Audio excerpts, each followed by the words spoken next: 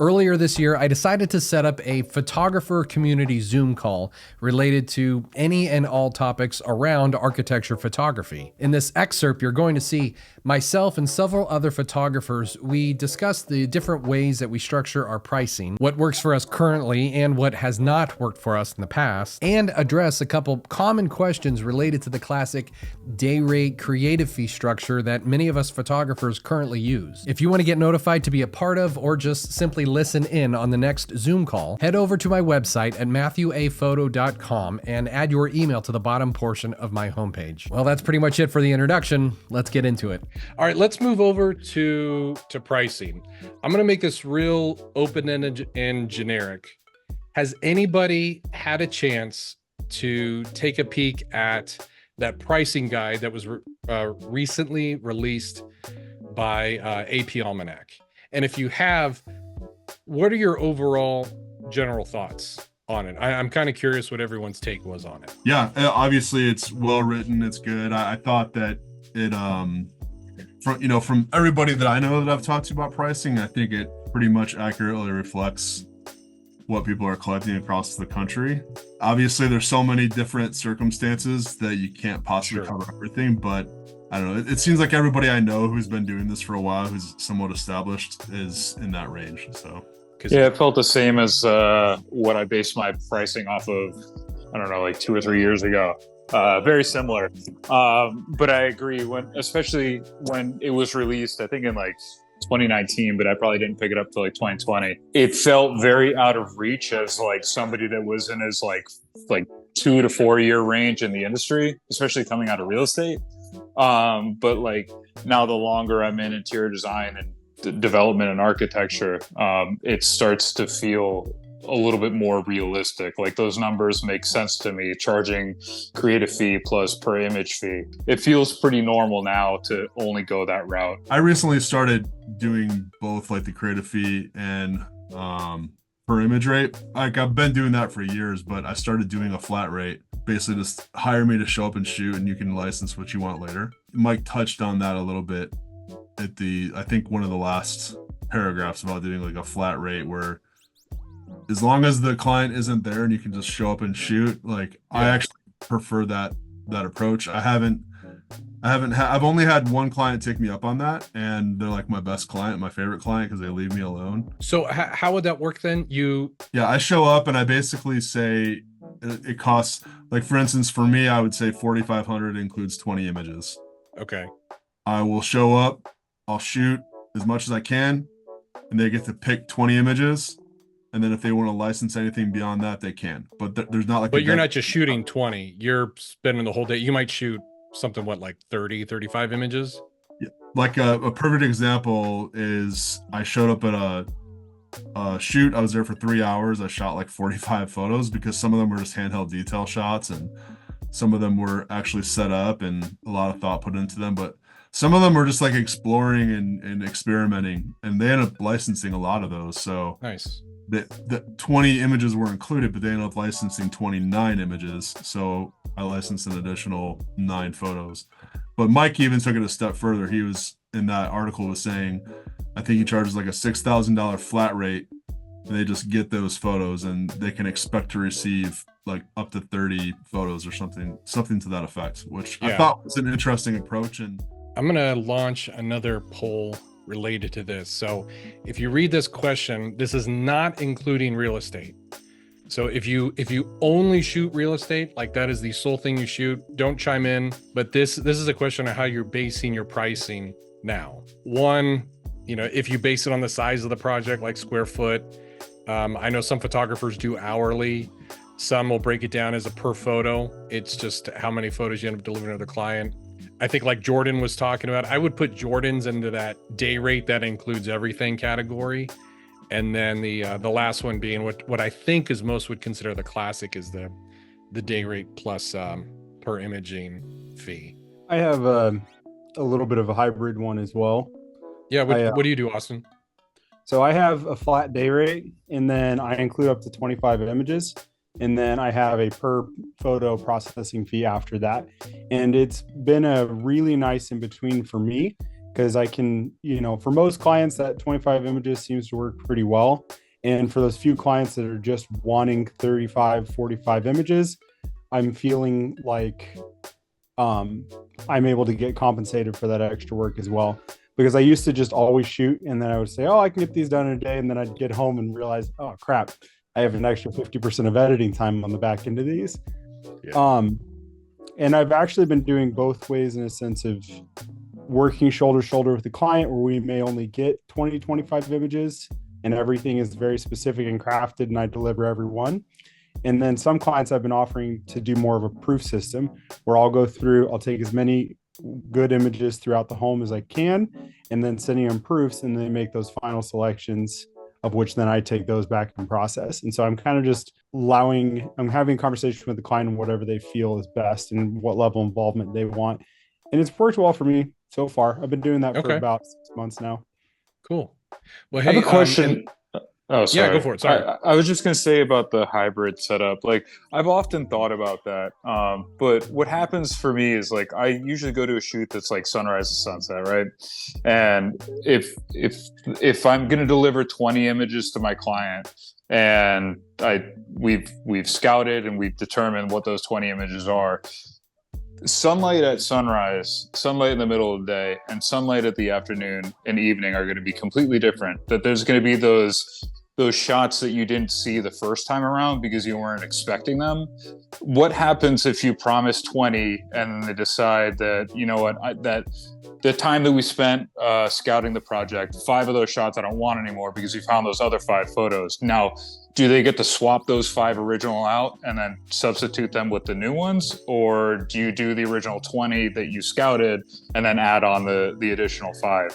Well, that's like, for me, I do both. Like I do either the flat rate that includes the photos and they don't get to do the scout. I just show up and shoot whatever. Or if they want like a shot list, produce shots, like they're paying for what I shoot. That completely makes sense to me. But it's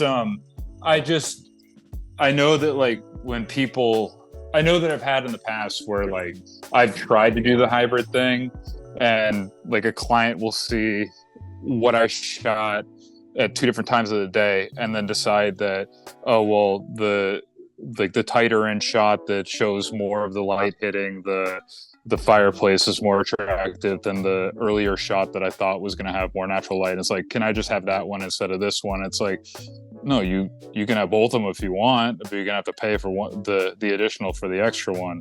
And I didn't know how flexible. I mean, every client's different. It's like you got to pick your battles. But I didn't know how rigid some people were with kind of sticking to their guns about, no, you chose that, you pay for that. So that's why I kind of like having that cap at 25 images there, is when there's those kind of duplicate images and when they're changing their mind, I'm processing 25 images. That's what they're getting.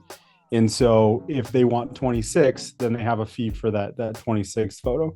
I don't know if that's exactly what you're kind of getting at there or not, but sometimes I'll find myself repeating shots, which on site I'm taking more time, which I don't mind as much. It's really the back end that kind of kills me. When I'm on site, I'm really kind of happy to do a little bit extra. That's just me personally there, but I'm trying to not burn myself on the back end on the processing. So a question I would have then, because it looked like there's a good amount of people, majority of who answered that poll, is a lot of them are doing just the standard classic day rate plus per image fee. So for those who are, why does that work for you? Well, first I would, is that 100% how you structure everything? And Nate, if you're still on here, you're more than welcome to chime in on this too, because I'd like to get your opinion on this. Because is that how you do it as well? It is. I've done it this way for several years. What did you do it that way, starting like at the beginning when you went into kind of A&D photography? I did. Well, I mean, my first couple shoots, I guess I didn't really know what I was doing, and I just threw a number out to this designer. She happens to still be my top client, McCroskey Interiors. I worked for her quite a bit.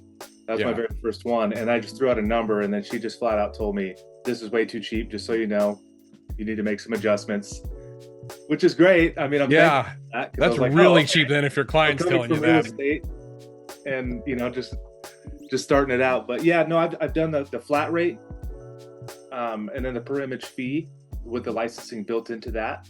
Mhm. And then 30% for cost share partners based off of the total invoice. I know it's the classic way, but honestly, I've never had any issues with it. I really like being on my shoots. I like being structured. So, I prefer to scout, and I have approval from my clients before the shoot. So I know exactly how many images I'm going to shoot. On average, I do 15 15 to 18 for residential. And it's just always worked out for me, keeping it that way and kind of sticking to my schedule. I know that what I do is clarify that, this is how many I can shoot and that's it. If they're asking for 25, I just tell them that's unrealistic for the way I shoot. And then I think that per image fee just keeps me going. I think I do it that way mostly because of the flexibility in terms of different sizes of jobs, right? So if you have a client that only wants 2 images, I can still make that work with a price that works for me because the flat rate kind of covers that. The creative fee takes care of kind of making it worthwhile for me. And then it scales up from there, right? So if it's 20 images or 30 images and in one day, it's going to be a very, very long day. We're going to be there and then it kind of scales with how much effort it's going to be and how much value the client is getting as well, right? So that's kind of, I've considered a flat rate to simplify things for clients, but I have trouble with kind of figuring out how I would scale that. Like the up to 20 images in one day, how does that work with people who do that if there's a client that wants 4 or 5 images? I do the day rate plus the per image fee too. And for my opinion, I do it because to make it sound like, oh, I can definitely do 25 photos on a day. I mean, realistically, yes, I could shoot 25 photos in a day, but there's always that one project where every single shot needs some extensive setup. You have to flag light or block it from here or set up a flash, and it might take you 45 minutes to just set, moving furniture and all that stuff. And then 2 hours goes by and you've knocked out 2 photos, and then you've got 23 left for the rest of the day. It's almost like holding myself to the fire for a number that in some rare scenarios might not be attainable. But that's just my opinion. I like doing the day rate plus the per image fee because when I'm there for a full day and I say that on my proposal that I can get up to 20 images in a day, I oftentimes find myself getting I can get 25 to 30 if I have an assistant there, and depends on the space. Like if it's I don't know, like a small condo, I could probably pump out more photos than if I have a big lobby. So or vice versa. So yeah, that's why I like to stick to that. Is there anybody else here who, like me, when you're scouting a project, you're you might jokingly tell your clients, hey, the really, really cool shots, let's knock those out first, because I'm going to be really sapped of energy by the end of it. So put all my high energy near the beginning of the shoot. Nate, I can't be the only one who does this. No, I definitely do that too. I mean, good. I'll look, obviously when I scout, I'm looking for what shots I want to start with first. But if there's certain areas that aren't necessarily light dependent, but I know they're heavy furniture moving and they're just going to be a pain all around, as soon as I can, that's what I want to get it over. That way the rest of the day it's more smooth sailing. I used to really burn myself out and do the 20 to 25 images with no assistant and, not take a lunch break and just power through. Now I'm demanding lunch breaks. And, deserve it, man. I'm getting older. I got to sit down for a second. You got to have someone rub your shoulders. That's right. Yeah. Hey, Matthew, Josh Corrigan here. Hey, Josh. I also do the creative fee plus the per image stuff. And there's 2 reasons I do it that I haven't heard mentioned yet. And one is I do a lot of split cost invoicing, and I find that method just makes it easier, or a little cleaner for me to manage additional licenses or sharing costs on both post-production as well as the creative time. So that's one element. And I also find that at least I've been able to convince the clients in my smaller market that as I transitioned into that system from sort of a little more, simple system, just kind of charging a flat fee or something, I justified that in part by saying this is sort of the industry standard in a way. And although obviously we're here discussing this because there really isn't exactly an industry standard, but I find it to be really helpful to be able to educate a smaller market and my clientele by explaining to them that this is actually how this normally works, is you'll have a creative fee and you'll have these different elements. And by sort of invoking this real or imagined sense of there being sort of a standard in the industry, I find that there's a way that lends a sense of credibility to sort of what I'm doing, and that I'm not just some random dude out here with a camera charging you whatever I want to charge. I find that to be helpful too. Do you think that's you kind of relaying that credibility is a larger part due to having like the day rate part, like my time is valuable, so this is what it costs for me to even just simply be on site? Yeah, I mean, definitely, that's a huge part of it. And also, often people hear in my sort of pitch or my quote, I tell them the day rate, and before I even get a chance to talk about the rest, they say, well, are there any other fees or costs and stuff? And I say, there are. And I try to like say, gently introduce them to the idea that there's a lot of post-production, a lot of work on the back end. And so it enables me to have a conversation to justify each element of it.